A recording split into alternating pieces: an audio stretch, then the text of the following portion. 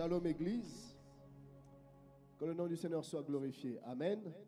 Nous allons juste prendre 3 questions par rapport à la matière de la dernière fois avant que nous puissions poursuivre ce soir. Nous allons prendre 3 questions.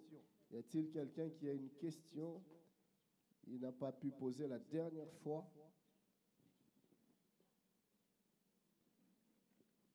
Y a-t-il quelqu'un qui a une question? Oui?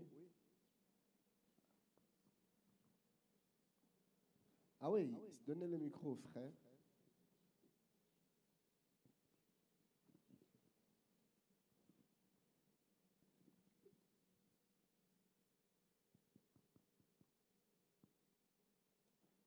Rapidement. Bonsoir. Kassibou, je voulais juste savoir s'il y a une différence entre la vision dont vous nous parlez le mercredi et la vision dont vous nous parlez le dimanche. Très bonne question. Très bonne question. Excellent. Excellent. Donc voilà pourquoi le dimanche passé, je disais que la prochaine fois, on va parler, on va définir un peu le concept vision. Parce que c'est vrai que ce mot-là, vision, renferme plusieurs notions à l'intérieur. Donc, un peu de patience, je vais m'étendre, je vais définir ça. Mais quand on parle de vision ici, des songes et des visions ici, on est en train de parler de ce message que tu reçois dans ton esprit. Ça peut être pendant que tu dors, ça peut être pendant que tu es éveillé, tu reçois un message, Dieu te montre quelque chose, Dieu te dit quelque chose, tu perçois cela dans ton esprit, c'est de cette vision-là que nous parlons. Donc c'est une révélation, la vision dont on est en train de parler ici, c'est une révélation que tu reçois de Dieu sur une chose, sur un aspect, une directive ou une orientation. C'est de cette vision-là dont nous sommes en train de parler ici, en parlant des rêves, des songes et des visions. Mais le dimanche, la vision dont on est en train de parler, c'est la perception, c'est l'entendement, c'est la manière de voir, mais c'est aussi ce que nous poursuivons, hein, ce que nous entrevoyons, ce que nous voulons faire, ce que nous voulons devenir. Mais je vais y revenir le dimanche. Merci Benjamin, très bonne question. Une autre question? Oui.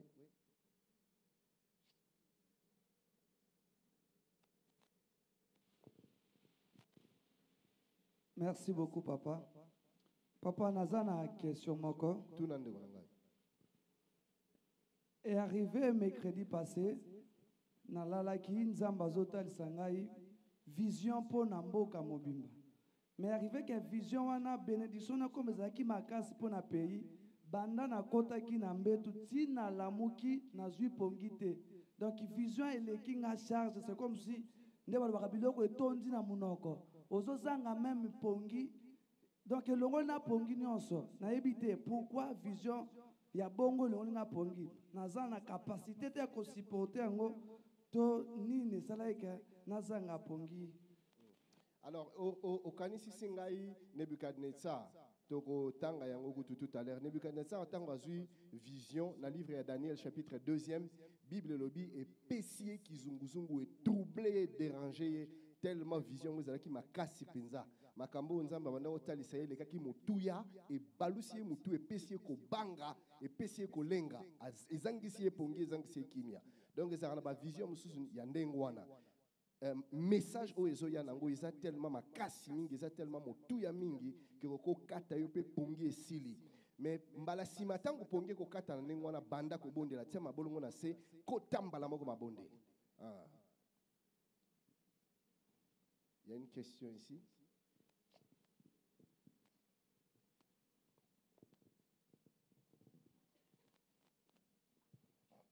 Bonsoir, Papa Ken. Bonsoir. Ma question, c'est par rapport à l'enseignement du mercredi passé. Vous avez parlé de 3 sources de provenance de nos rêves. Vous avez parlé de Dieu, l'homme, l'esprit de Dieu, l'esprit de l'homme et l'esprit du mal. Alors, il m'arrive de fois, tu es à la fac ou soit peut-être à l'église, tu as envie de dormir, donc tu as sommeil, que tu n'arrives même pas à retenir. Des fois, quand tu retiens, tu as mal à la tête, qu'il faut que tu dors. Et puis, des fois, quand je dors, je rêve, peut-être, c'est comme si c'est un film, ça peut traîner, mais ça prend seulement un peu du temps. Un peu quand tu te réveilles, tu te rappelles de rien. Moi, je me dis, est-ce que c'est l'Esprit de Dieu? Mais pourquoi l'Esprit de Dieu, pendant un cours, il doit peut-être m'interrompre pour que je rêve, ou soit deux fois à l'église comme ça, pendant la modération, tu as sommeil. Et des fois, tu peux te réveiller comme ça, tu oublies, ou soit deux fois, tu te réveilles. Quand tu vas voir peut-être ton ami, et puis tu te rappelles, ah, on dirait que j'ai rêvé de toi pendant que j'ai dormi. C'était un peu ma préoccupation. Alors, Dieu est souverain, hein, maman? Dieu choisit quand il décide de nous parler. Il choisit, c'est lui-même qui décide de quand il décide de nous parler. Mais le Seigneur cherche aussi les opportunités pour nous parler. Parce qu'à un moment donné, quand on est trop perturbé dans nos pensées, on est trop agité, on est à gauche et à droite, on n'arrive pas à percevoir la pensée de Dieu. Alors, j'ai envie de te dire une chose. Le moment où tu reçois la vision en dormant, ce n'est pas forcément le moment où le Seigneur l'a déposé dans ton esprit. Tu vois? Oui. Le Seigneur fonctionne dans... En fait, les choses de Dieu sont spirituelles. Du reste, Dieu n'est pas dans le temps. Dieu est dans l'éternité. Donc, ce que nous pensons être hier, c'est encore aujourd'hui. Ce que nous pensons être demain, c'était déjà hier. Donc, le moment où le Seigneur fait des choses, des fois nous dépasse. Je ne sais pas à quel moment le Seigneur peut avoir déposé un fardeau dans ton cœur, peut avoir déposé une orientation, peut avoir tracé un chemin au-dedans de toi. Je ne sais pas si c'est avant ton sommeil ou après ton sommeil. Mais il se passe que quand tu es emporté par un sommeil, le message trouve une disponibilité et un chemin de s'exprimer. Tu le perçois en ce moment-là. Mais ce n'est pas forcément que c'est en ce moment-là que Dieu te le donne. Ce n'est pas forcément que c'est en ce moment-là que Dieu dépose dans ton cœur. Je ne sais pas si tu me comprends. Voilà. Alors, mais il ne faut pas dormir pendant le cours. Ça, ce n'est pas bien. Ce n'est pas Dieu qui te donne le sommeil pendant le cours pour que tu dormes. C'est quand tu dors que ton esprit se disponibilise à recevoir quelque chose. Ça peut être pendant le cours, ça peut être à l'église, ça peut être n'importe où, ça peut être n'importe quel moment. Donc il faut seulement te rassurer que tant que tu es dans boutu et coquille, que tu as la film et que nous là, sinon on cours que nous là. D'accord. Amen. Hein? Alors on va poursuivre. Si vous avez d'autres questions, notez. On aura toujours le temps de répondre. Alors pendant qu'on m'aide ici, je peux prendre une dernière question.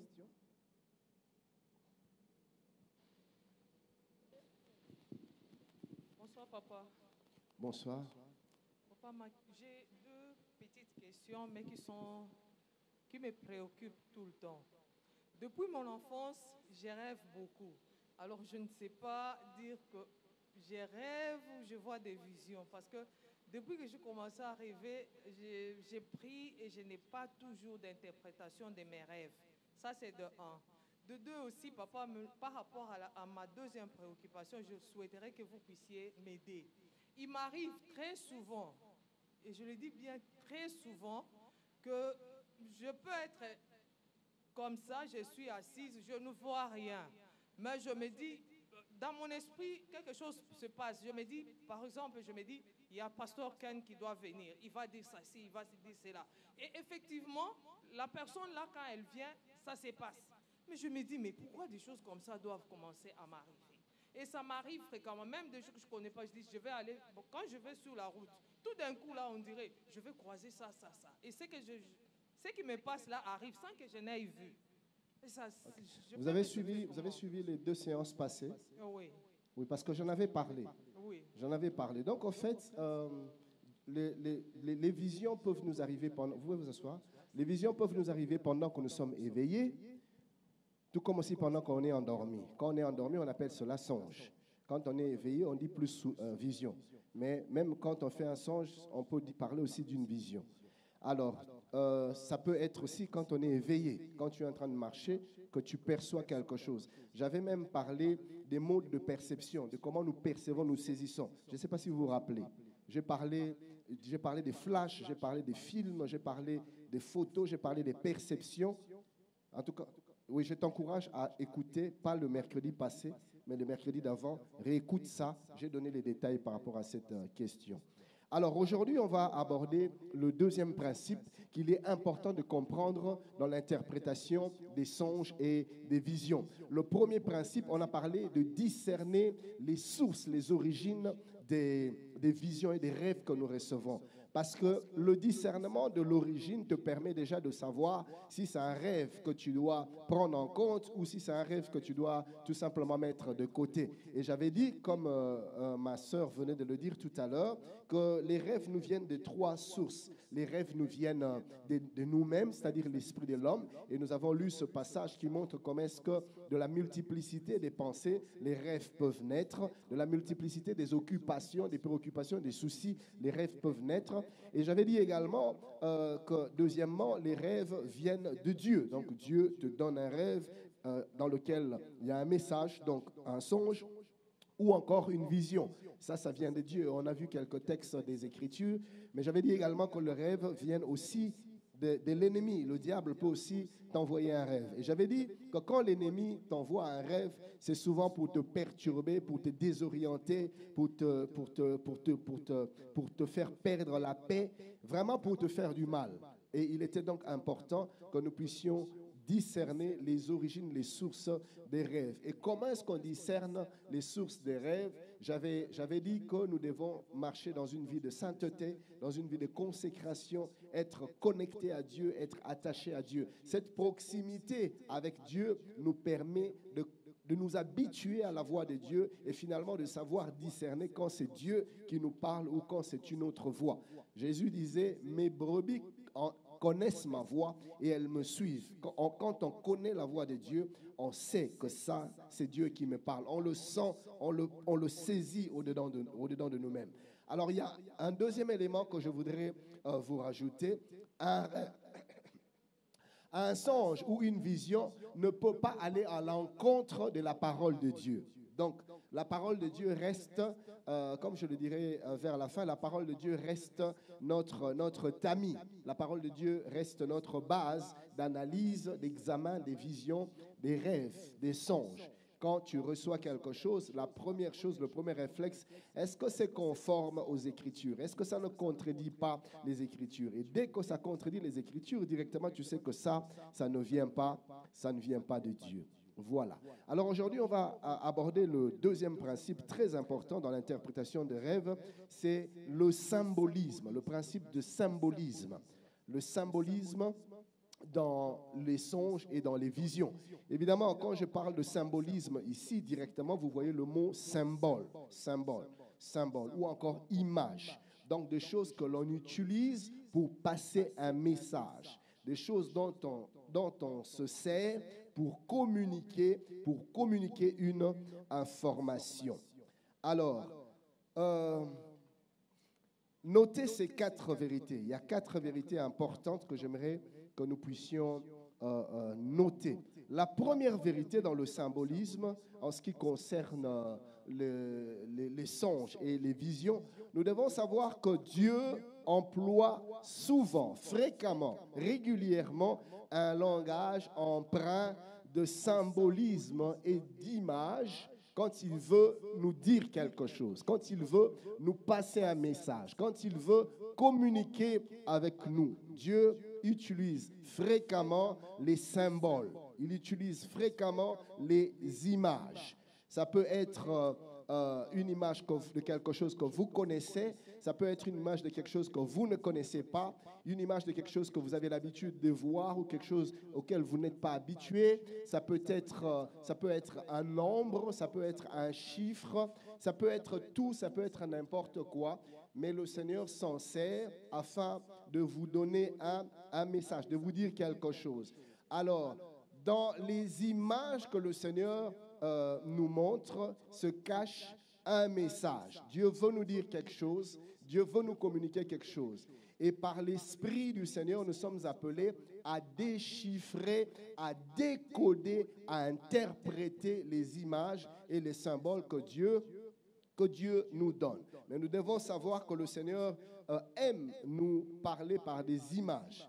par des symboles. Et si vous lisez les Saintes Écritures, particulièrement les livres prophétiques, vous allez vous rendre compte que Dieu aime utiliser les symboles et les images pour communiquer avec nous. Et le Seigneur Jésus-Christ aussi, régulièrement dans ses enseignements, se sert des images pour nous parler, que l'on appelle des paraboles. Donc Dieu aime communiquer au travers des symboles, au travers des images. Donc, quand tu dors la nuit, tu vois quelque chose, tu vois une succession d'images, tu vois des chiffres, tu vois des éléments, des choses, et derrière ce que tu vois, il y a un message que Dieu veut que tu décodes, Dieu veut que tu déchiffres, Dieu veut que tu interprètes. Et j'ai dit tout à l'heure que dans la Bible, les exemples des visions emprunts où il y a des symboles, des images sont légion. Je nous invite à lire Daniel, le livre du prophète Daniel, dans son 2e chapitre. Je vais rapidement lire du 31e au 35e verset. Vous allez voir comment Dieu ne parle que par des images, que par des symboles qui veulent dire quelque chose, qui veulent passer un message. Daniel 2, 31 à 35, la Bible déclare: Ô roi, tu regardais et tu voyais une grande statue. Cette statue était immense et d'une splendeur extraordinaire. Elle était debout devant toi et son aspect était terrible. Ça, c'est le rêve, c'est la vision, c'est le songe de Nebuchadnezzar. La tête de cette statue était d'or pur, sa poitrine et ses bras étaient d'argent, son ventre et ses cuisses étaient d'airain, ses jambes de fer, ses pieds en partie de fer et en partie d'argile. Tu regardais lorsqu'une pierre se détacha sans le secours d'aucune main, frappa les pieds de fer et d'argile de la statue et les mit en pièces. Alors le fer, l'argile, l'airain, l'argent et l'or furent brisés ensemble et devinrent comme la balle qui s'échappe du nerf en été. Le vent les emporta et nulle trace n'en fut retrouvée. Mais la pierre qui avait frappé la statue devint une grande montagne et remplit toute la terre. Il y a tellement d'images dans ce rêve, dans cette vision. Il y a tellement de symbolisme, il y a tellement de messages cachés derrière les apparences dans ce message que ça explicite d'une manière extraordinaire ce que je suis en train de dire. Ça illustre ce que je suis en train de dire. Alors, donc Dieu aime nous parler par des images. Notez ceci. Deuxième chose à noter, deuxième vérité importante à noter, c'est que les images ou les représentations présentes dans un songe ou dans une vision ne sont pas forcément toutes symboliques.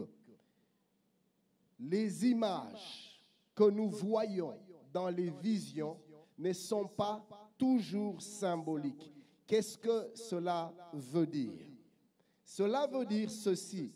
Tout ce que nous voyons dans un songe ou dans une vision n'a pas forcément une signification cachée ou une signification métaphorique. Ce n'est pas forcément un symbole qui cache un message. Il est certes vrai que Dieu aime utiliser des symboles pour nous parler, mais toute image, tout élément contenu dans un songe ou dans une vision n'est pas forcément un symbole à décoder, à déchiffrer. Je ne sais pas si je suis en train de me faire comprendre. Amen. Donc, Nzamba lobelaka biso na bilembo. Ozomona bilembo, Nzamba zoko utiliser bilembo pona kolobela yo. Mais eza bilembo nyonso te na ndoto na yo nde eza langage ya Nzambe. Ce n'est pas tout symbole, ce n'est pas tout élément constituant un rêve qui doit être interprété. Je donne un exemple. Je fais un rêve, je sors de chez moi. Et puis, je vois comme une lumière à ma droite. Quand je regarde, c'était un micro. Je prends le micro, avant d'avancer, je laisse le micro et puis je continue. En continuant, à ma gauche, je vois un ordinateur. Et puis je continue et à ma droite, je vois un vélo. Vous voyez? Et je continue, je me réveille. Le piège dans lequel nous tombons, c'est de vouloir interpréter tous les éléments. Ah, pour nani na côté là qui na gauche, na côté là na droite té. Gauche les années. Le beaucoup moi aussi, c'est que ça au bandio bon, ça va. Si comme micro linga ko lo banini. Peut-être que nous avons bien gagné naté à sango malamu pour la joie qui penza na zo se rappeler na banda ka côté évangélisation et puis na tiki na ngai. Et bon, si on a comme dans mon ordinateur, frère, tout ce que tu vois n'est pas forcément à interpréter. Tant mususu na rêve au sali, message ezala ki kaka na eloko ya liboso kaka. Micro. Nzamba zo bengo ozonge la évangélisation. O nyonso ye na simezala ki na kaka décor. Est-ce que vous me comprenez? Donc certes, Dieu aime nous parler par des symboles, mais tout symbole n'est pas forcément, plus toute image, tout élément constitutif du rêve n'est pas forcément un symbole à déchiffrer. Alors, on voit l'exemple dans les Écritures.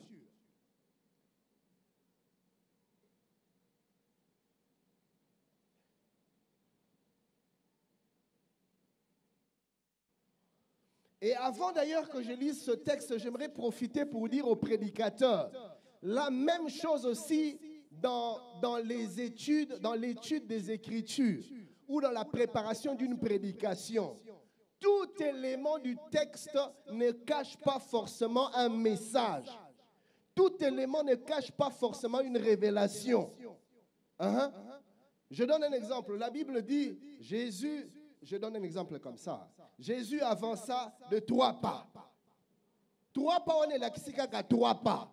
Ça ne veut pas dire autre chose. Il ne faut pas tomber. Le premier pas, c'est le pas de la guérison. Le deuxième pas, c'est le pas de la restauration. Et le troisième pas, c'est le pas du relèvement. Aux yeux en go, wapi. Donc il y a des moments où 3 pas et zakaka, 3 pas. Il y a Bartimée, il y a comment les géants là, comment ils s'appellent? Ah oui. L'arbre des Zachée, le sycomore et Zakara Nzete. Est-ce que vous comprenez un peu? Des fois, on tombe dans le piège de vouloir tout déchiffrer, tout décoder, tout interpréter et sortir un message dans tout. Et c'est comme ça que des fois, on prêche, on donne des révélations. Il n'y a que des ignorants qui sont impressionnés. Mais des gens qui connaissent la parole, ils la pétu, ils s'embrouillent et puis ils vont embrouiller biso. L'arbre des Zachée avait cette forme-ci, avait la forme de la croix. Donc quand il montait, en réalité, il se positionnait par rapport à la croix de Jésus. Ah, mon ami, est-ce que vous comprenez ça? Donc c'est pareil aussi par rapport aux visions, aux rêves. Tout n'est pas forcément un symbole ou une image à décoder. Je vais nous donner un exemple dans les Écritures. Nous sommes dans Genèse, le chapitre 40e, du 9e au 13e verset. Genèse 40, 9 à 13. La Bible dit ceci: le chef des échansons raconta son songe à Joseph et lui dit: dans mon songe, voici, il y avait un cep devant moi. Retenez bien le cep là. Ce cep avait 3 sarments. Le cep avait 3 sarments. Dis à ton voisin, le cep avait 3 sarments. Alors la Bible dit, quand il eut poussé, sa fleur se développa et ses grappes donnèrent des raisins mûrs. Le verset 11e, la Bible dit, la coupe de Pharaon était dans ma main. Je pris les raisins, je les pressai dans la coupe de Pharaon et j'ai mis la coupe dans la main de Pharaon. Joseph lui dit: en voici l'explication. Est-ce que vous avez compté le nombre d'éléments qu'il y a dans ce rêve? Est-ce qu'on peut comptabiliser ça? Lisez la Bible. Le premier élément, c'est le cep. Donc, on retient le cep. Le deuxième élément, c'est... Pardon? 3 sarments. On retient les 3 sarments. 4e élément, lisez les fleurs. On retient les fleurs. 5e élément, les grappes, les raisins. On retient ça. 5e élément, coupe de Pharaon, on retient ça. 6e élément, Pardon? La main. Donc, bien aimé, vous avez vu le nombre d'éléments, d'images qu'il y a dans ce songe. Mais quand Joseph donne l'interprétation, combien de choses avaient une signification dans ce rêve?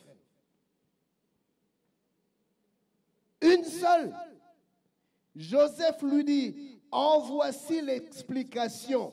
Les 3 sarments sont 3 jours.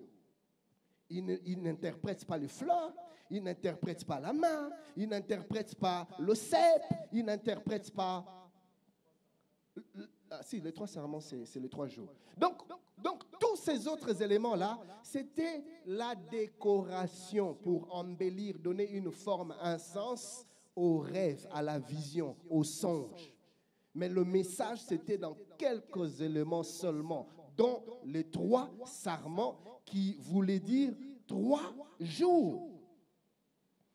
Au verset 13e, encore 3 jours et Pharaon relèvera ta tête et te rétablira dans ta charge. Joseph, aux yeux on est les mani.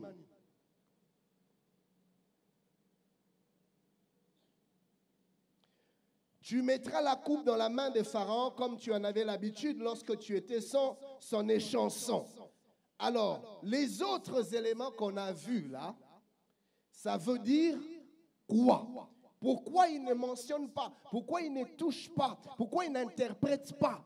Je répète encore, tout ce que tu vois dans ton songe n'est pas forcément symbole à interpréter. Le message est caché quelque part. Et l'esprit va focaliser ton attention sur là où il y a le message. C'est là qu'il faut rester. La chose qui te tape, la chose qui semble retenir ton attention, c'est là qu'il faut rester. Il ne faut pas s'embrouiller. Sinon, tu te perds. Est-ce que je suis en train de parler à quelqu'un? Alors, notez également ceci. Dans un même songe, certaines images certaines images peuvent être littérales ou directes. C'est-à-dire, elles veulent dire ce qu'elles veulent véritablement dire. Mboa aza mboa. Ce comme on mboa nandoto, cela ne veut pas dire que ça molimo ne kobo nécessairement. Tu peux voir un chien dans un rêve, c'est un chien, pas plus. Parce que dans le rêve, mais tout comme aussi, ça peut être une image à interpréter. Tu vois? Et ça, je le dirai un peu plus loin. Il ne faut pas non plus que l'on tombe dans des stéréotypes. Que ce comme on est logo boye, et l'ingi koloba et logo boye. Ce comme on est logo, je vais le dire, c'est plus tard, je vais l'enseigner plus tard. C'est très dangereux.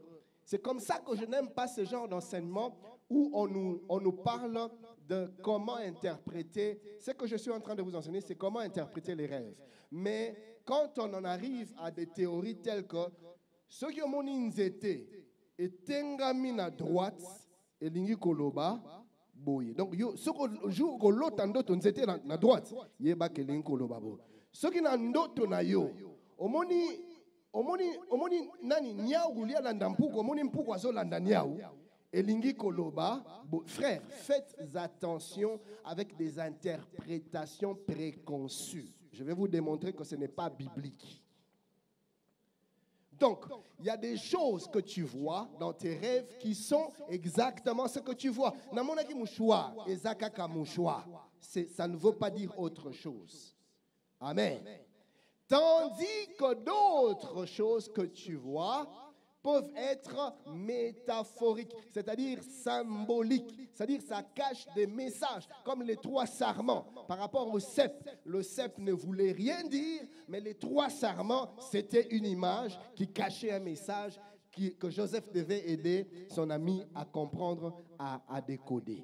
Nous voyons la même chose toujours dans cette histoire de Joseph, le chapitre 40e, mais maintenant avec le panétier, nous sommes du 16e au 19e verset.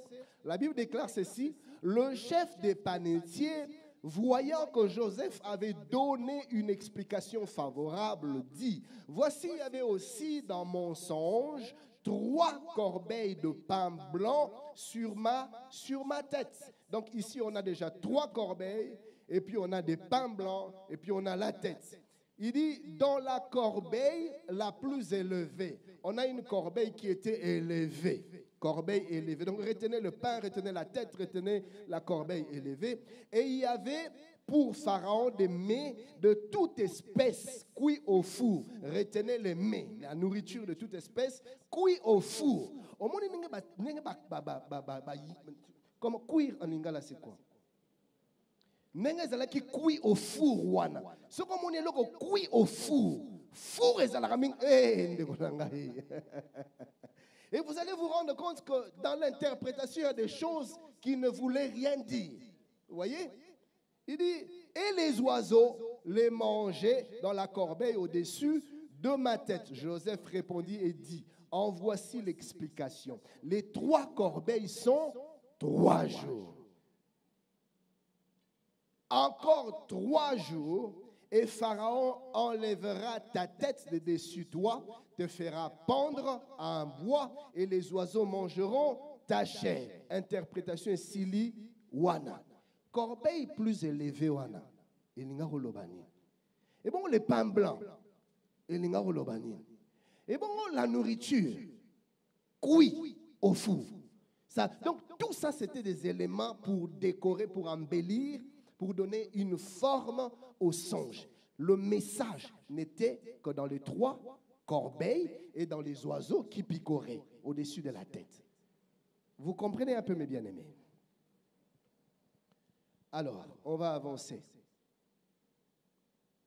3e élément que vous devez noter. 3e vérité. 3e vérité. Dieu est capable d'utiliser une variété de symboles ou d'images pour exprimer une même idée ou une même vérité. Dieu est capable d'utiliser plusieurs symboles, plusieurs images, mais toutes ces images, toutes ces différentes images, tous ces différents symboles ne veulent dire qu'une et une même chose. Ces différents symboles que tu vois, ces différentes images que tu vois, mais tout ça, ça ne veut dire, ça ne donne qu'un seul message. Ça ne s'interprète que d'une seule manière. Je vais nous donner un exemple. Quand on se réfère au songe de l'échanson et du panetier, l'échanson a vu 3 sarments. Mais les 3 sarments voulaient dire 3 jours. Mais c'est des sarments. Les 3 sarments qui veulent dire 3 jours. Non, ça c'est plutôt les chansons. Quand le panetier vient, le panetier, lui, il voit 3 corbeilles. Mais les 3 corbeilles aussi veulent toujours dire 3 jours. Vous voyez?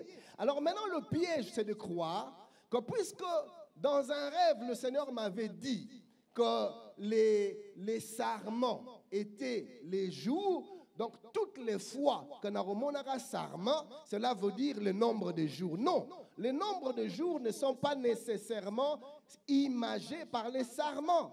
Car si pour l'un, Dieu a utilisé les sarments, 3 sarments pour 3 jours, pour l'autre, il a utilisé des corbeilles, 3 corbeilles pour 3 jours.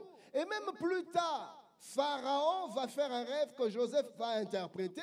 Là, le Seigneur utilise 7 vaches pour 7 années. Donc, Dieu peut utiliser plusieurs images, mais pour dire une seule chose. Alors, ne tombe pas dans le piège d'utiliser un rêve que tu avais compris comme base d'interprétation de tous les autres rêves. Ne tombe pas dans le piège d'utiliser le songe d'un frère ou la vision d'un frère qui avait une interprétation qui donnait la signification aux images et aux symboles contenus dans sa vision, dans son songe. Ne te mets pas à t'en servir comme les bases d'interprétation. Frère, Sokomoni Corbeille, hey, Keba, Ezabajou. Est-ce que quelqu'un est en train de me comprendre?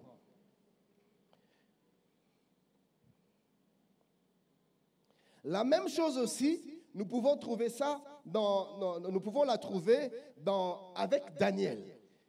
Nous avions lu Daniel le chapitre 2e. Du 1er au 7e verset, la Bible nous parle de la vision de Nebuchadnezzar. Nebuchadnezzar qui voit une grande statue avec plusieurs parties. Dans la statue, il y avait la tête qui était en or, il y avait la poitrine et les bras qui étaient en argent, il y avait le ventre et les cuisses qui étaient en airain, et puis il y avait la partie postérieure, c'est-à-dire les pieds, les jambes et les pieds qui étaient en fer, et au niveau des pieds, un mélange de fer et de l'argile. Ça, c'est ce que Nebuchadnezzar est en train de voir. Et plus tard, les étudiants de la Bible, d'ailleurs ça c'est une interprétation que Daniel a lui-même commencé à donner. Quand il interprète, il dit à Nebuchadnezzar, la partie en or, la tête c'est toi. Donc c'était l'image de l'empire babylonien.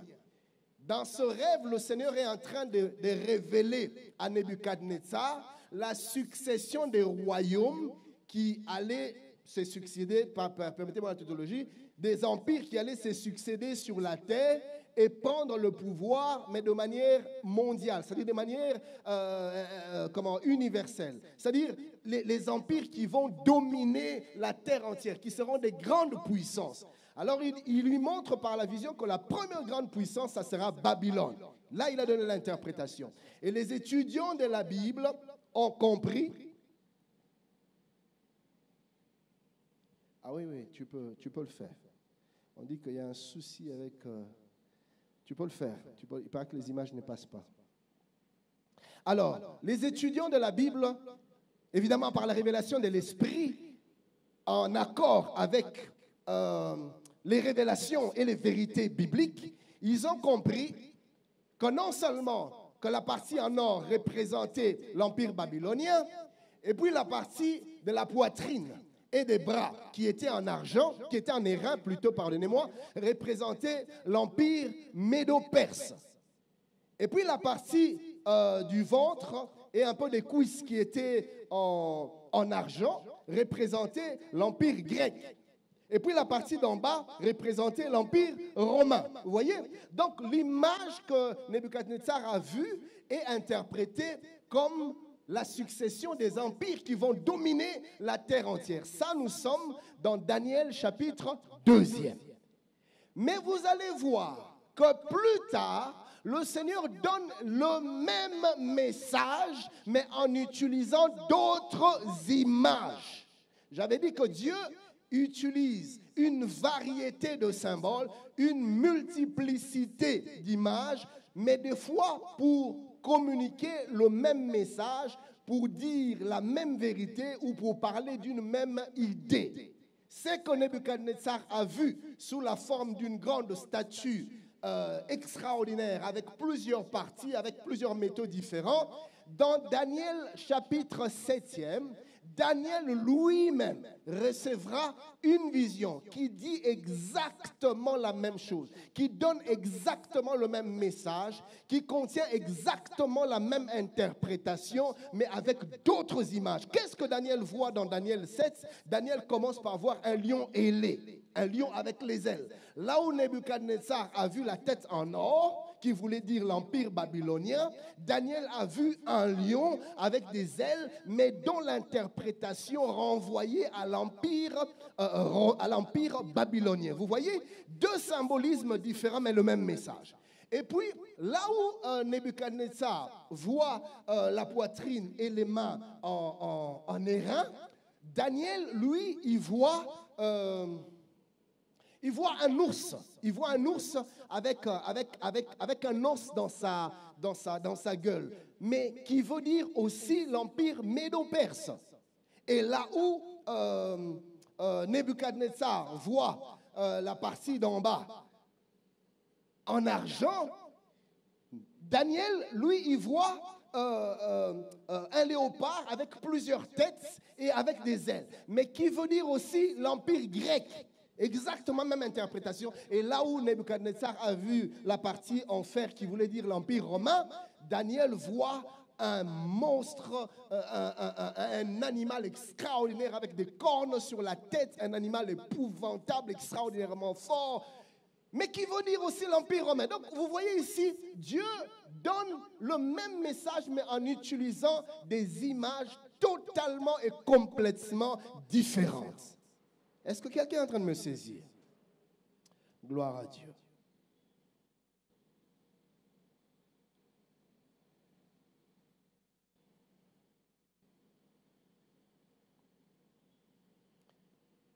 Et nous allons voir une quatrième vérité qu'il nous convient de noter, c'est que Dieu est capable d'utiliser, ça c'est, soyez très attentifs mes amis, Dieu est capable d'utiliser un même symbole, c'est-à-dire une même image, mais pour exprimer plusieurs idées ou plusieurs vérités différentes. Dans la précédente vérité, nous avions dit que Dieu peut utiliser plusieurs symboles pour imager la même vérité. Ici, c'est l'inverse. Dieu peut utiliser une même symbole, mais pour plusieurs vérités. Je ne sais pas si ça passe. Ça passe, hein? Je vais imager ça.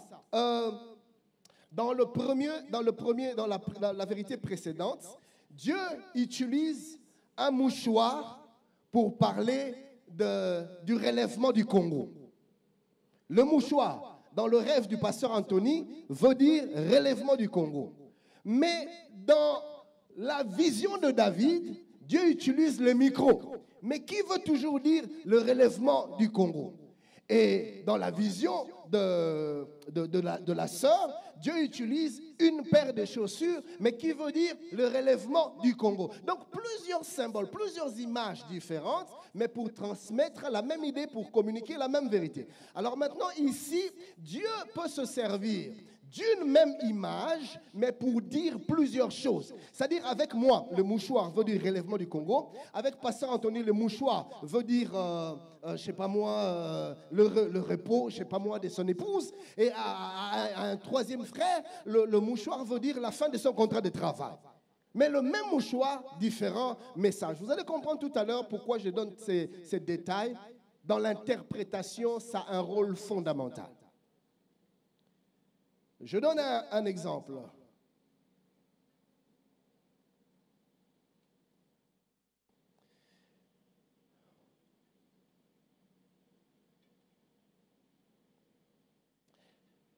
Avant d'y arriver, notez ceci.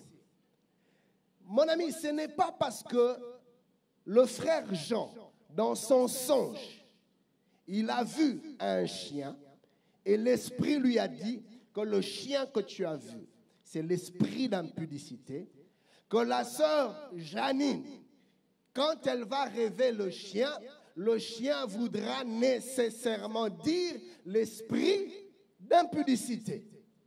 C'est pour ça que je n'aime pas trop les interprétations avec des images, des interprétations préconçues.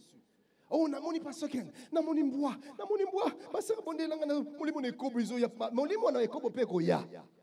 Ce que je crains, c'est ce qui m'arrive, ce que je redoute, c'est ce qui m'attend. Peut-être que toi, dans ton rêve, le chien, au moins, il y a une boîte à race, parce que on a un tout et on a qui berger allemand. Et peut-être que le Seigneur veut te dire, je te sécurise, tel un berger garde son propriétaire, je suis là, mes anges sont à tes côtés pour assurer ta sécurité. Ah, pasteur Mboua. Vous comprenez? C'est parce qu'on a été déformés. On nous a dit, moi, Keba, ceux qui ont loti, aux plané. Hey, que nous mon pasteur héros. Il faut le canal de délivrance. On est en sorcellerie. Où le tu es pour moi, frère? Tu voles. Tu as rêvé que tu volais. Tu planais. Frère, aussi au dernier. Basi ba lei ça on est au biso bengaka sorcellerie inconsciente. Donc aux andoki oyebaka te kozala kandoki. Osopumbo yo nini na butu biso to tambolaka. Mutu atambolaka. Yo na butu na pongi.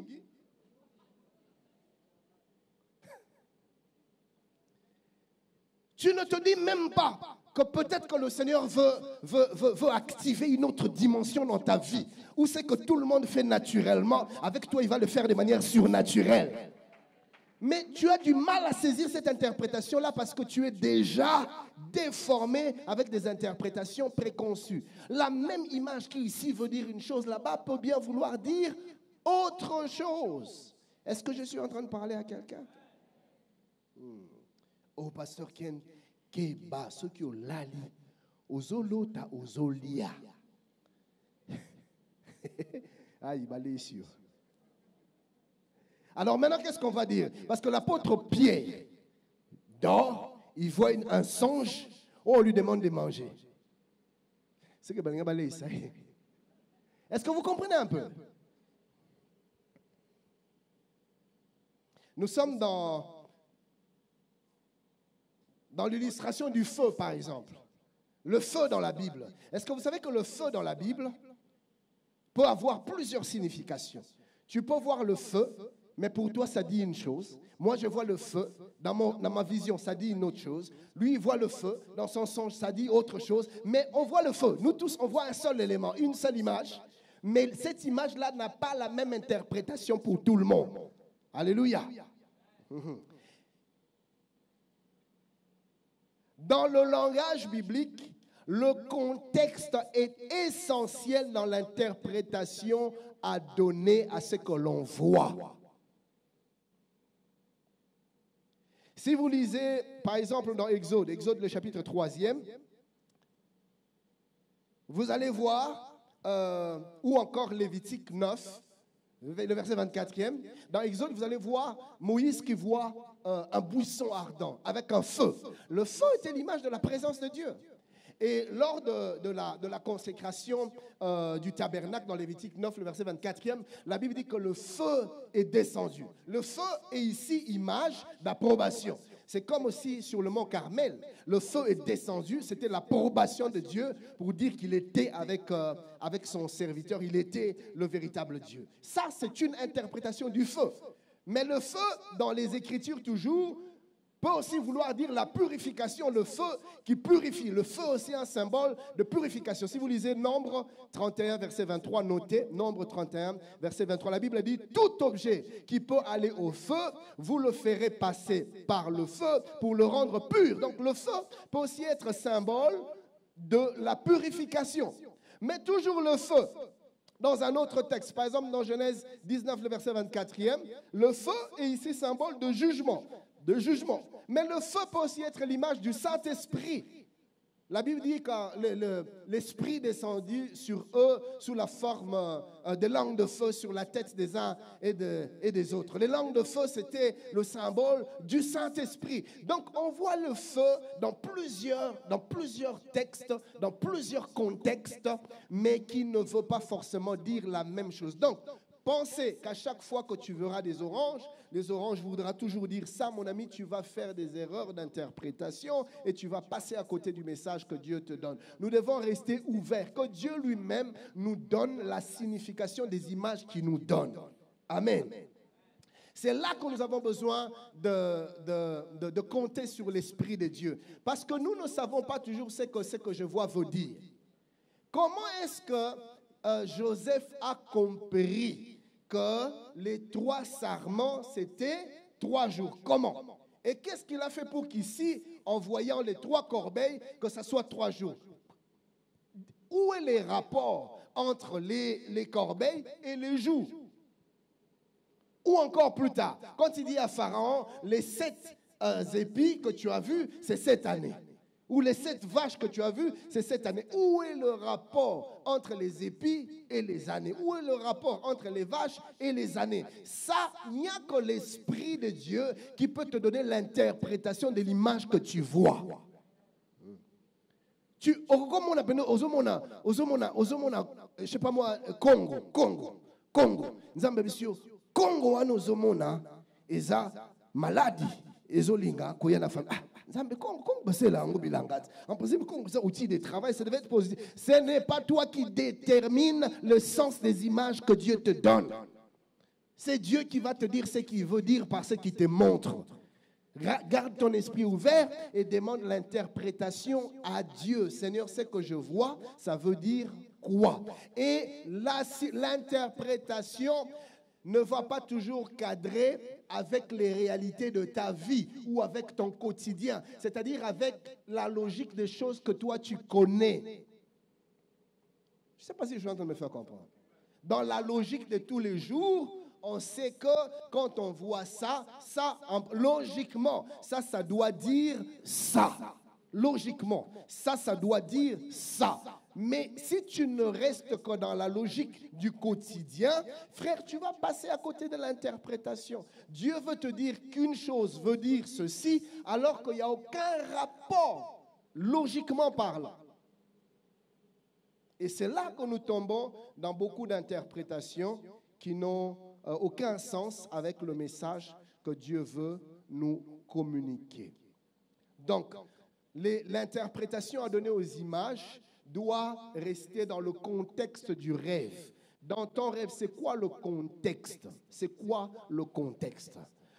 Alors, dans mon rêve, j'ai vu que j'étais en train de sortir de chez moi.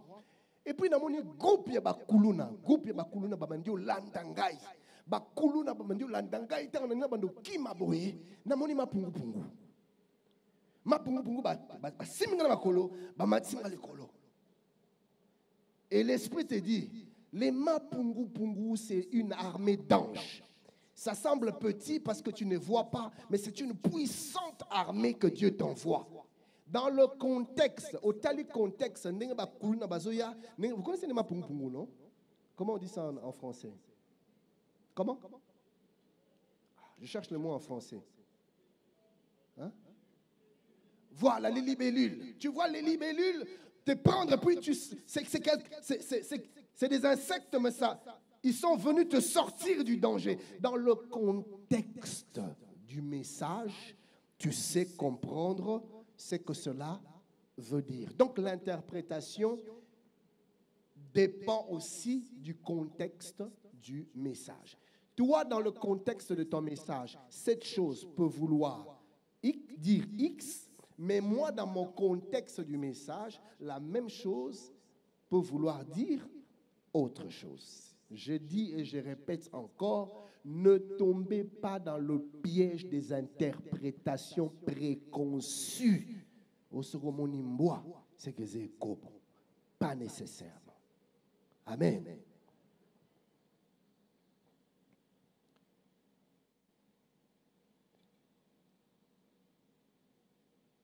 Dans Genèse 41, 25 à 26, ce texte que nous connaissons qui parle de la même chose, Genèse 41, 25 à 26, le verset 25e, la Bible dit,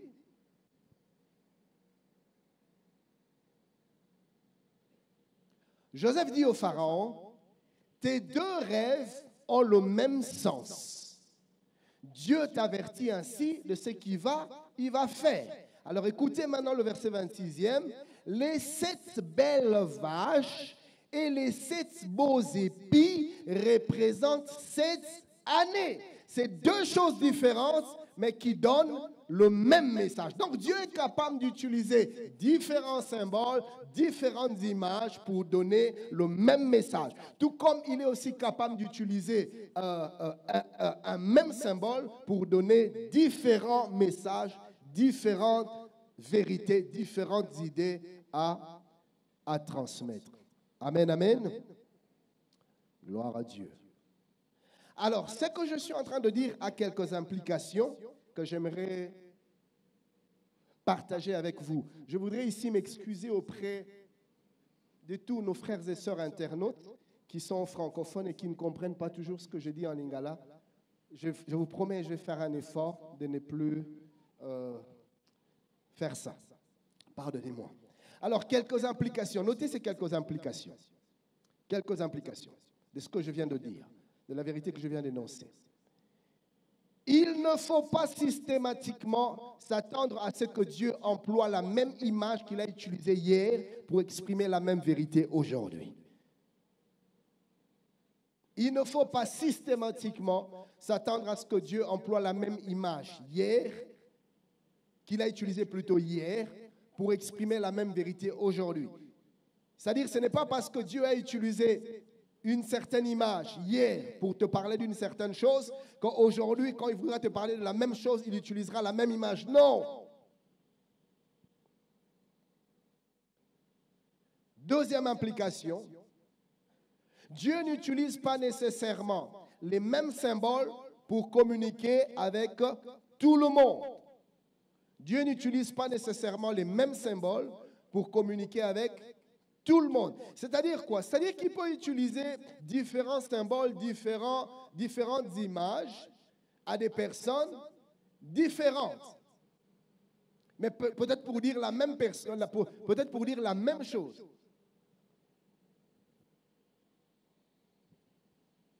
Chez toi, le Seigneur utilise de l'eau pour te transmettre une vérité, mais chez l'autre, pour te parler du peuple, par exemple, Dieu utilise de l'eau pour te parler du peuple, et chez l'autre, le Seigneur utilise les arbres des forêts, mais pour lui parler de peuple.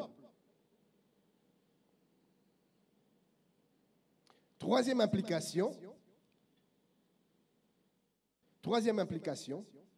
les symboles ou les images utilisées par Dieu peuvent varier en fonction de la compréhension et des expériences personnelles des uns et des autres. Les symboles, les images que Dieu utilise peuvent être différentes en fonction de la compréhension des uns et des autres. Parce que vous devez savoir que quand le Seigneur parle à un individu. Cet individu a une histoire, cet individu a un passé, cet individu a un vécu, cet individu a des expériences de la vie qui sont emmagasinées dans son cerveau, dans son disque dur. Donc, tout ce qu'elle fait, tout ce qu'elle voit sont interprétés sur base de ce qu'il a dans sa mémoire, dans son cerveau. Je ne sais pas si vous me comprenez. Je vais donner un exemple. Un exemple comme ça. Juste un exemple comme ça.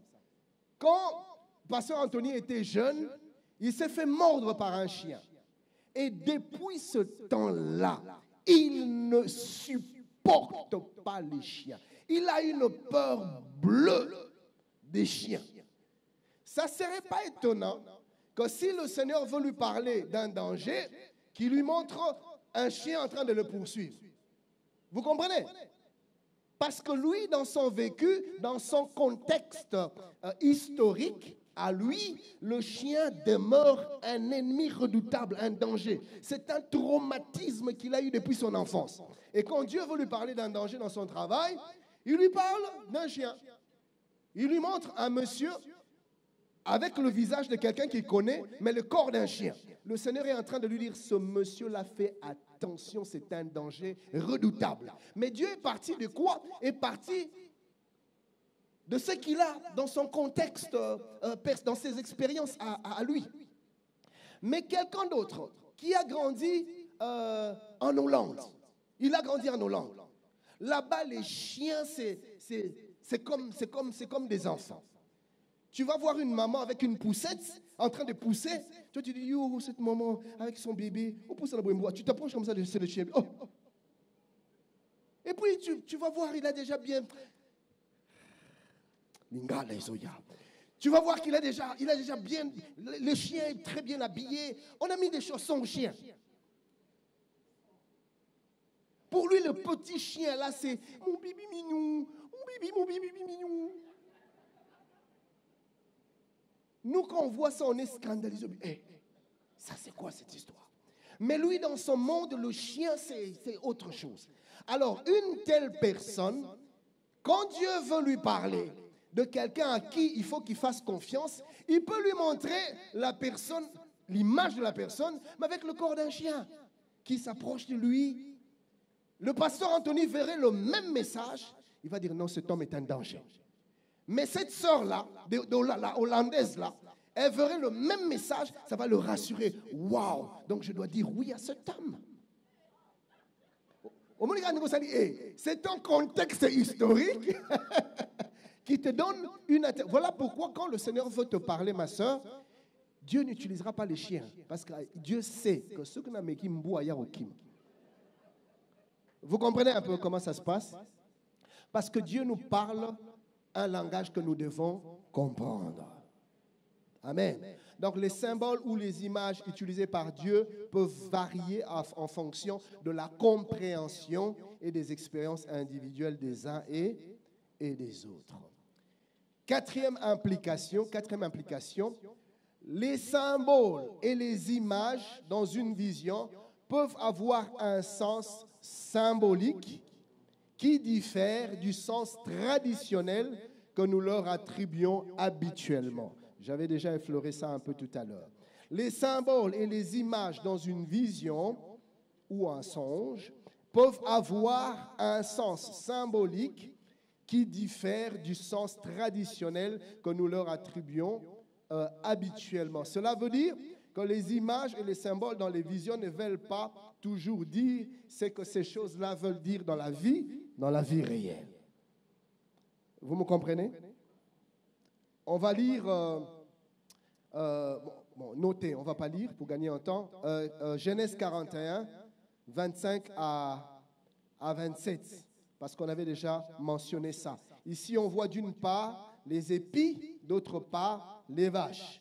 Dans la vie quotidienne, les épis ne veulent pas dire les années, les vaches ne veulent pas dire les années, mais dans l'interprétation, l'Esprit lui dit les épis et les vaches, c'est une seule chose, ça veut dire les années.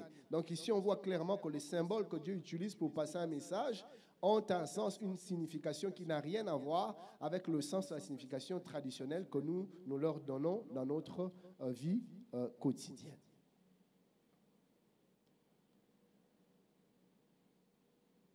Cinquième vérité. Il existe certains symboles et images dont l'interprétation sont données dans les Écritures. Si vous lisez la parole de Dieu, vous allez voir certains symboles, certaines images dont l'interprétation sont déjà données. Et encore que même là, il faut toujours rester ouvert à l'esprit parce que Dieu peut t'orienter différemment. Je vais expliquer ça tout à l'heure. Alors prenons l'exemple des chiffres. Le Seigneur peut nous parler aussi par des chiffres. Les chiffres peuvent être des symboles qui peuvent traduire quelque chose que Dieu veut nous communiquer. Donc il y a les chiffres. Alors notez ceci. Dans la parole de Dieu, dans les Écritures, les chiffres, les nombres ont souvent une signification symbolique qui va au-delà de leur valeur numérique. Ça va bien au-delà de la valeur numérique. Je vais donner quelques exemples. Quand on prend le chiffre 7, on sait que c'est 7. 1, 2, 3, 4, 5, 6, 7. C'est 7 choses. Mais dans le langage biblique, dans le symbolisme biblique, le chiffre 7 ne veut pas dire 7. Le chiffre 7 peut parler de la plénitude, de l'accomplissement. Le chiffre 7 peut parler de la perfection. C'est un peu quand dans la Bible, on voit le Seigneur s'adressant aux 7 églises. Aux 7 églises. Quand on dit chiffre 7, c'est vrai que dans la réalité, quand Jean reçoit la vision, dans la vision, les 7 églises, le chiffre 7, c'était le nombre qui limitait les églises. Les églises étaient à 7. Et c'était véritablement des 7 églises qui existaient à cette époque-là. Mais dans l'interprétation de la vision, on comprend que 7, c'est aussi le chiffre de la plénitude. Donc, le message que Dieu donne à Jean dans la vision en lui disant « Apporte ces messages aux 7 églises », veut dire que le message ne doit pas seulement être limité aux 7 églises, mais le message doit aller à toutes les églises. Vous comprenez? Parce que dans le chiffre 7, il y a la plénitude, il y a la perfection. Et le 7 ici ne veut pas seulement dire toutes les églises qui existaient du temps de Paul, de Jean, mais 7 veut aussi dire toutes les églises de toutes les générations. C'est comme ça que vous allez comprendre que quand vous analysez, vous faites une étude exégétique de cette église, vous allez vous rendre compte que chaque église représente un certain âge, une certaine période du vécu de l'église, corps de Christ ici-bas. Et nous, en cette église du temps de la fin, nous sommes représentés par Laodicée. Laodicée parle de l'église du temps de la fin. Vous voyez? Et juste avant Laodicée, je crois que c'était Philadelphie, si j'ai bonne mémoire. Philadelphie, l'église, la période que l'église a vécue juste avant notre période ici. Donc, quand Dieu dit à Jean, cette église, ce n'est pas seulement les 7 églises existantes, mais c'est toutes les églises de l'Asie mineure et d'ailleurs qui existaient à l'époque, mais c'est aussi les églises de différentes générations, de différentes saisons de l'histoire qui viendront même bien après vous. Mais c'est toujours le chiffre 7. Donc vous comprenez que Dieu peut utiliser des chiffres, mais pour dire bien plus que ce que nous voyons. Donc les chiffres peuvent avoir une signification bien au-delà de leur valeur numérique.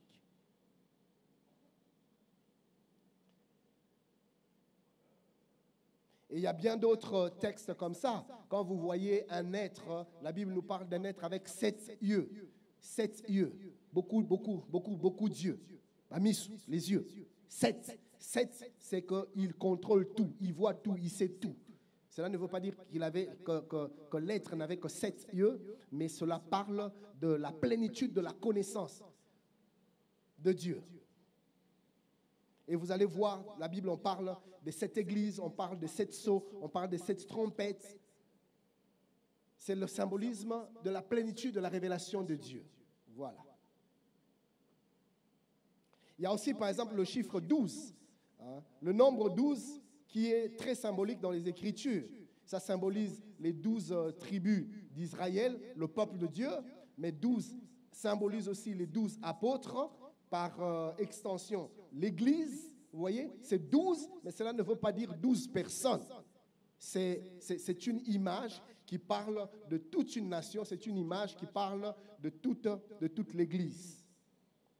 Alors Dieu peut te montrer en rêve ou en vision un nombre, un chiffre, par exemple 4, cela ne veut pas forcément dire 4 jours. Cela peut vouloir dire 4 heures, cela peut vouloir dire 4 semaines, cela peut vouloir dire 4 ans. Dieu dit, je vois 4. Et après que j'ai vu 4, j'ai vu qu'on t'a offert une clé, une clé qui ouvrait toutes les portes. Quand tu te réveilles, tu as l'impression que 4, c'est dans 4 jours. Ça peut être dans 4 heures, ça peut être dans 4 jours, ça peut être dans 4 semaines, ça peut être dans 4 mois, ça peut être dans 4 ans. Vous voyez? Donc il faut saisir ce que Dieu veut te dire dans l'image qu'il te montre. Il y a aussi le chiffre 40. Chiffre 40 dans la Bible, image de l'épreuve, image de la tentation. Il y a également le chiffre 6, par exemple. Le chiffre 6 qui est l'image qui est associée à l'imperfection. Rappelez-vous de la marque de la bête dans Apocalypse 13, 18, 666. Donc le chiffre 6 est souvent associé au diable, au malin. Il n'y a pas que des chiffres qui sont des symboles que Dieu peut utiliser dans nos rêves et dans nos visions, mais il y a aussi des éléments de la nature. Il y a des éléments de la nature. Dieu, dans les Écritures, a utilisé souvent l'image de la montagne.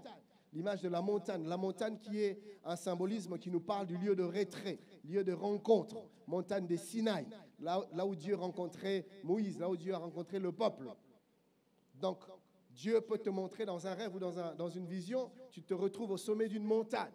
Cela veut dire que Dieu t'appelle à un temps de retraite. Vous voyez ?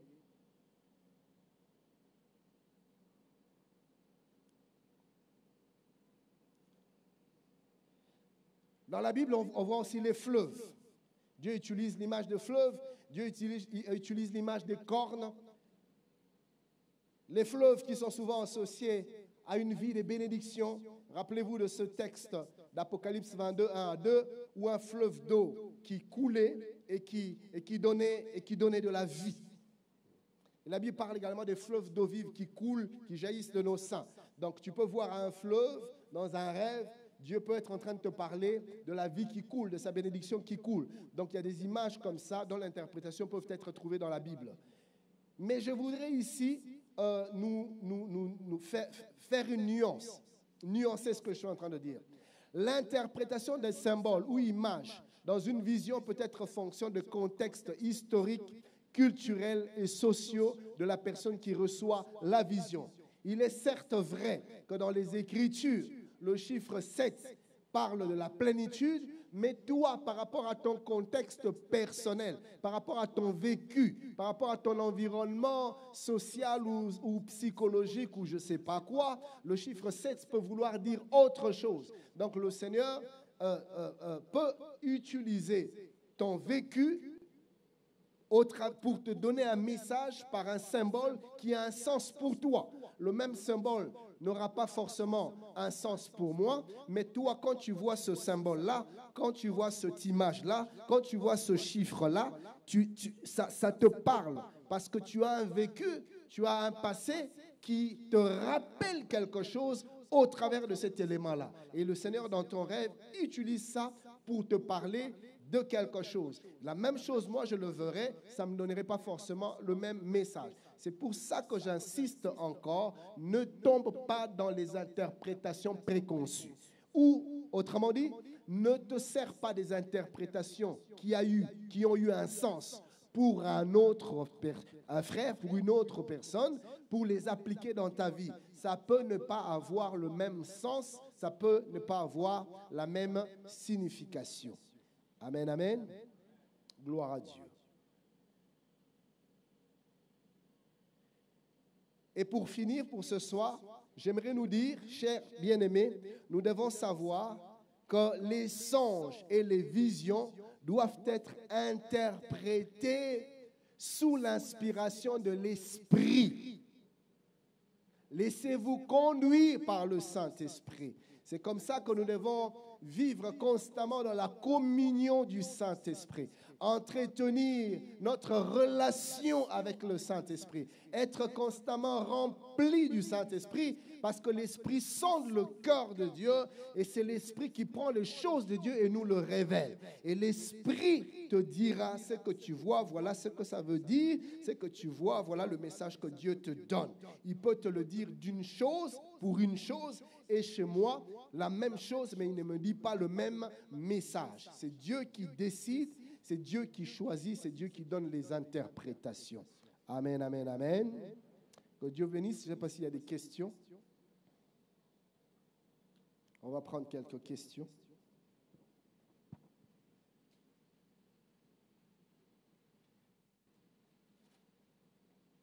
Et il y a ce texte de 2 Pierre 1, 20 à 21, qui dit un texte très intéressant.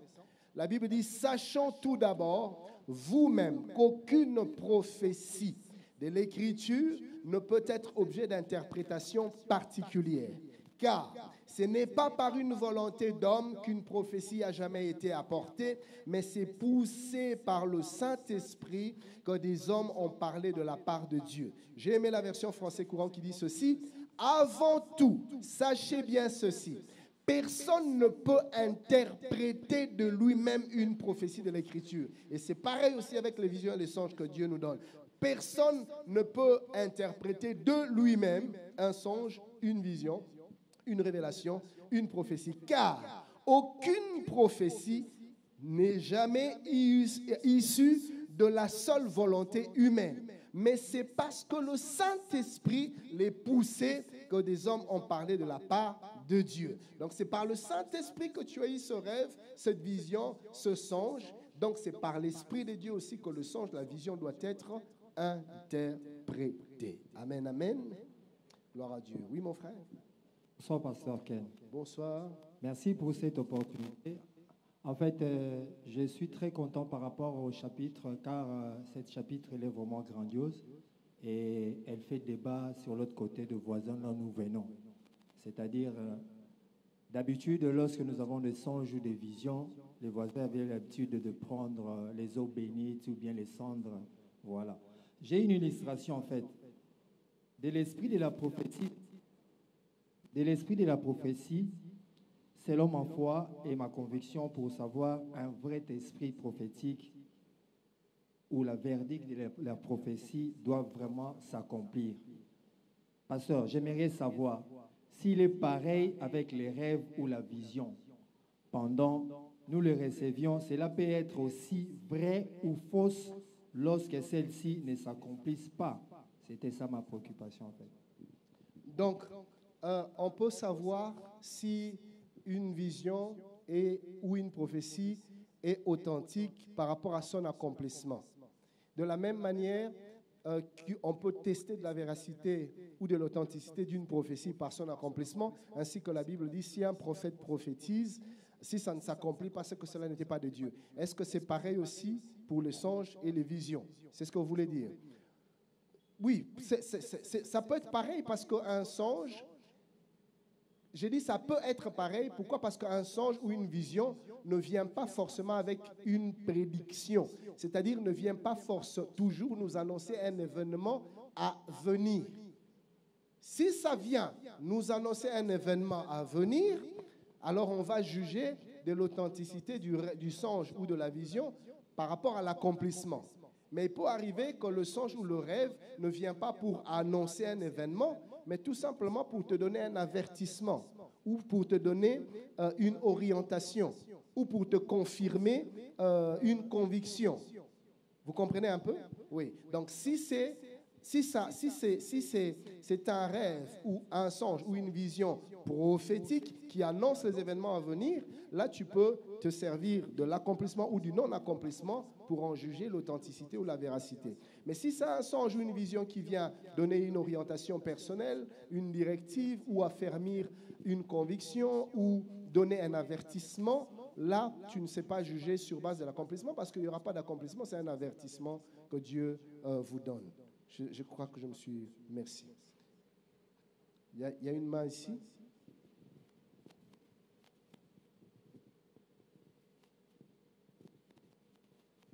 Bonsoir, pasteur. Bonsoir, mon frère.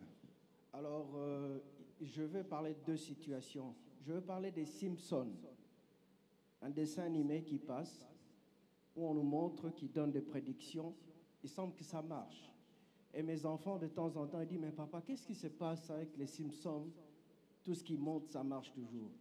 Alors, je rentre dans la Bible, je prends le cas de Balaam. Balaam, son profil, tout ce qu'il disait était bon. Comment on peut... La source de Balaam, était-ce Dieu? Et lui, était-ce un serviteur de Dieu ou bien... Merci, bonne question. Déjà ici, j'aimerais nous dire une chose. N'évaluez jamais un serviteur de Dieu sur base de charisme. Ne pars pas des prophéties pour juger de l'authenticité d'un serviteur de Dieu. C'est déjà mal parti.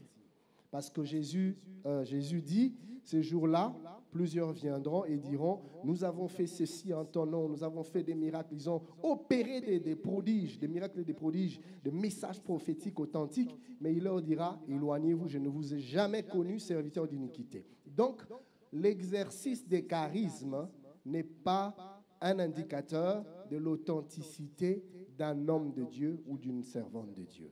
Vous voyez, ça c'est de un. De deux, par rapport aux Simpsons, c'est ça. Dieu a parlé à un âne. Il s'est révélé à un âne. Il n'a pas tenu compte de si l'âne a la foi ou s'il n'a pas la foi, si l'âne le craint ou ne le craint pas. Dieu, dans sa souveraineté, peut décider de se révéler. Dieu a donné des grands messages qui concernent des générations et des générations. Des messages déterminants dans l'histoire de l'humanité. Et à qui il donne? Un roi païen, un babylonien, un occultiste, Nebuchadnezzar.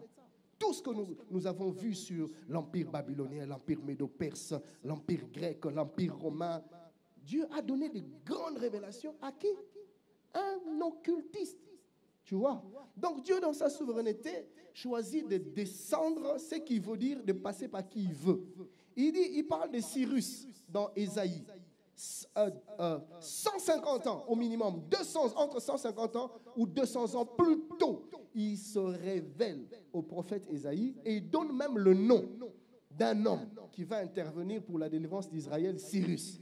Il dit j'appelle de loin un homme d'une contrée lointaine, l'oiseau des proies, pour accomplir mes desseins.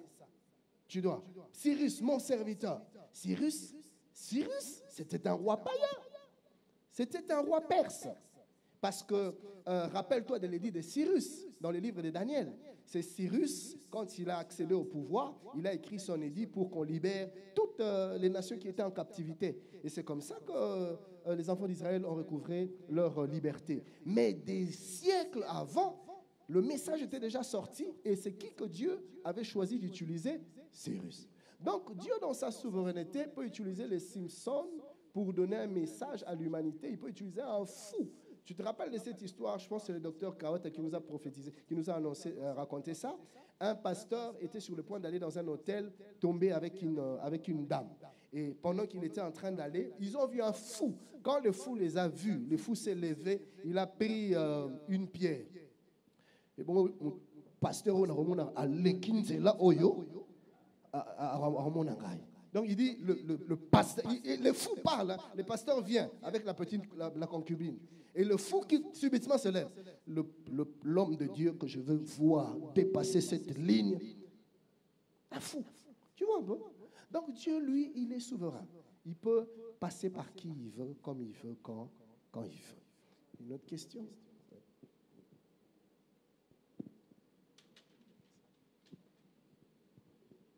Bonsoir à tous. Bonsoir. Pasteur. J'ai des questions. La première, c'est par rapport aux rêves. Il y a deux rêves où vous parlez, par exemple, d'une chose pendant la journée ou le soir avant de dormir, mais le matin et le soir, là, vous rêvez de ça. Je me pose la question, est-ce que c'est par rapport à la pensée ou la discussion que vous avez fait?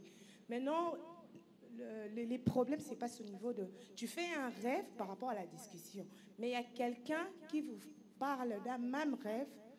Bon, pas le même, il vous parle d'un rêve qui a de contenu de la rêve que vous avez fait aussi.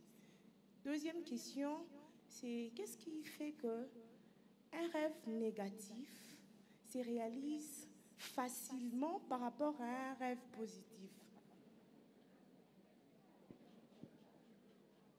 Quelqu'un a dit, rêve que tu as ramassé de l'argent. Tu ne vas jamais voir ça. Mais rêve que tu es en train de faire pipi.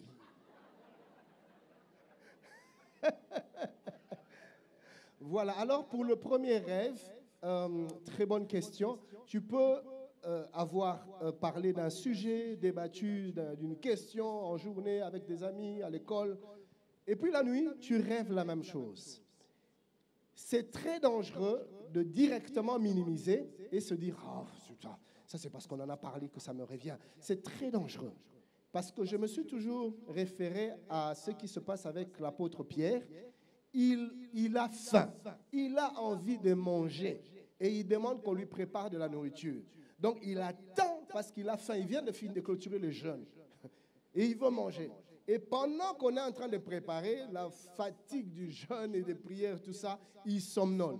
Et il rêve de quoi? De la nourriture. Il n'y a pas longtemps, il venait de parler de la nourriture. Il dort, il rêve de la nourriture. Il pouvait se dire aussi, non, ça c'est mes produits, les fruits de mes pensées. J'ai parlé de la nourriture, j'attends la nourriture. Quoi de plus normal que je rêve la nourriture? Mais il a su discerner que c'était une vision de Dieu, un message de Dieu. Donc ce n'est pas parce que tu en as parlé la journée qu'automatiquement tu dois rejeter ça. Il faut toujours analyser. Et d'autant plus que quelqu'un d'autre te donne un autre rêve avec le contenu de ton rêve. Là, il faut faire attention. Parce que quand un message revient deux fois, c'est un peu comme ce que Joseph a dit à Pharaon, puisque le rêve vient deux fois, ce que la chose est arrêtée par devers Dieu. Et d'ailleurs, semble-t-il, les psychologues disent qu'on ne peut pas faire deux fois le même rêve. Quand tu rêves plus d'une fois la même chose, fais attention. C'est possible que ça soit un songe. ou quand tu fais un rêve, quelqu'un d'autre vient te donner le même message que tu as reçu, fais attention, c'est probable que ce soit Dieu qui veut te communiquer quelque chose. Alors maintenant, ce phénomène qui, quand tu fais un mauvais rêve, ça s'accomplit, et quand tu fais un bon rêve, ça ne s'accomplit pas. Pas forcément, pas toujours. Il y a des gens qui font plusieurs mauvais rêves qui ne s'accomplissent pas, et il y a des gens qui font plusieurs bons rêves qui ne s'accomplissent pas non plus. Tout comme aussi des gens qui font des mauvais rêves qui s'accomplissent et des gens qui font des bons rêves et qui s'accomplissent. Donc, il ne faut pas généraliser. Il faut rester attentif à l'esprit et analyser ce que tu vois en songe ou en vision. On va prendre 2 dernières personnes et puis on va clôturer.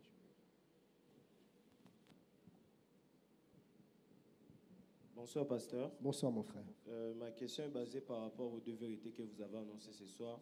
La première, vous avez dit, tout symbole ne peut pas subir une interprétation dans nos visions. La deuxième vérité, vous avez dit, certaines images sont exactement ce qu'elles sont dans le rêve.